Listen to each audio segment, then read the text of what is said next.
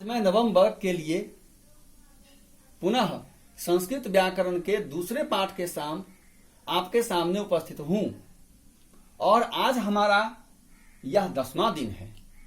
इससे पहले हमने स्वर संधि के भेदों जैसे दीर्घ, गुण, यन, वृद्धि एवं अयादि इन संधियों का अध्ययन किया और उनके ढेर सारे उदाहरण भी देखे। आज हमें अयादि संधि देखना है। अयादि संधि सबसे पहले अयादि को तोड़ते हैं। अयादि को सबसे पहले हम संधि विच्छेद करते हैं तो क्या आता है देखिए। तो अयादि को तोड़ते हैं तो हमको आता है अय जोड़ आदि। अब सवाल है कि अय आदि मतलब इत्यादि, मतलब है कि जहां कहीं भी अयादि संधि होती है वहां शब्द के बीच में अय, आय, अव और आव आता है। इसलिए इसके सूत्र में कहा गया है कि एचो अयवायावह, अर्थात अयाय और अवाव। अयाय का अर्थ है अय और आय, अय और आय, और अवाव का अर्थ है अव और आव। मतलब ये कि इस संधि के बीच में अय, आय, अव, आव इन चारों में से कोई भी हो सकता है। इसी के क्रम में हम देख रहे थे कि प्रथम पद के अंत में क्या रह सकता है और दूसरे पद के शुरू में क्या रह सकता है। तो प्रथम पद के अंत में ए रह सकता है और दूसरे पद के शुरू में अगर अ रहता है तो अब हम देखते हैं कि ये ए जो है सो बन जाता है अय, य हलंत, जबकि ये औकार जब इसमें जुड़ता है तब ये बन जाता है पूरा अय। उदाहरण है इसका ने जोड़ अनम। अब देखिए ने जोड़ अनम नौ में एकार है, ये ए जो है सो अय बन जाता है तो शब्द हो गया नय।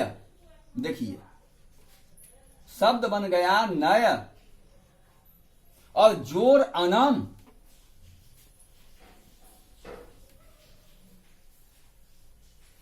अब इस अ को इस य हलंत के साथ जोड़ देने पर हमारा पूरा शब्द बनता है नयनम।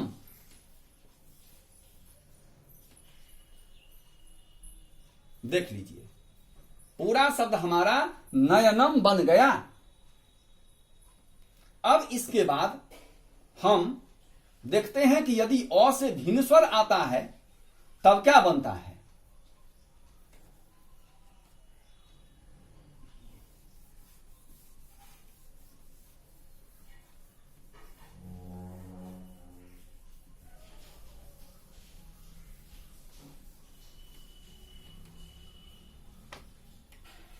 जैसे बे जोड़ आदि। अब देखिए फिर वो में एकार है और यहां आ है तो निश्चित रूप से वो में जो एकार है इस ए से बन जाएगा अय और इस प्रकार ये हो जाएगा वय और अब उसमें आ जुड़ जाएगा। तो अय में अगर आ जोड़ेंगे आप तो अया हो जाएगा। इसको आप ऐसे देख लीजिए, ए के साथ अगर आ जोड़ते हैं तो बन जाता है अया, तो वया, और दो हर्षवी का दी लगा दीजिए तो अब बन जाता है वयादि।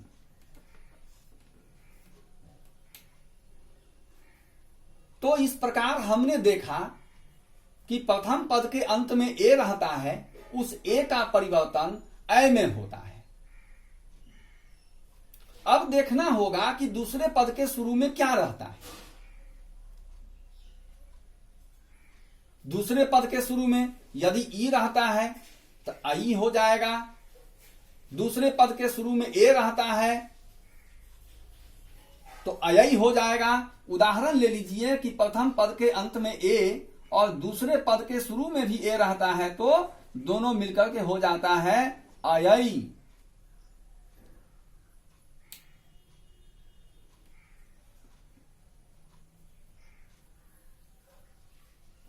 अय। इसी प्रकार बच्चों यदि अन्य स्वर भी यहां आते हैं तब भी उनकी मात्रा को अय पर चढ़ा देना होगा।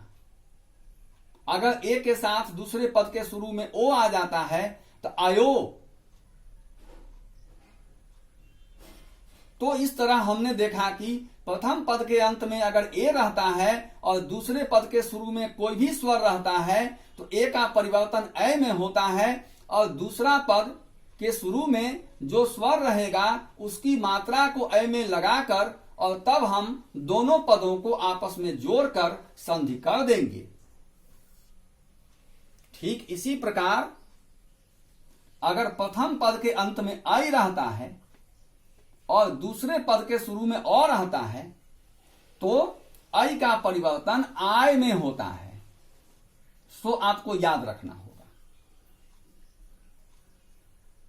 और आय के साथ जब ये दूसरे पद के शुरू का अ जुड़ता है तो ये दोनों जुड़कर पूरी तरह आय बन जाते हैं। उदाहरण है गई जोर अकह तो ये बन जाता है गायकह।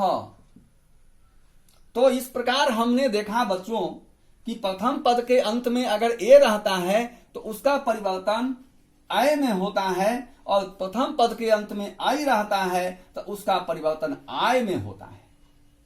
और फिर दूसरे पद के शुरू में जो स्वर रहेगा उस स्वर को अय या आय में जोड़कर और फिर दोनों पदों में हम संधि कर देंगे।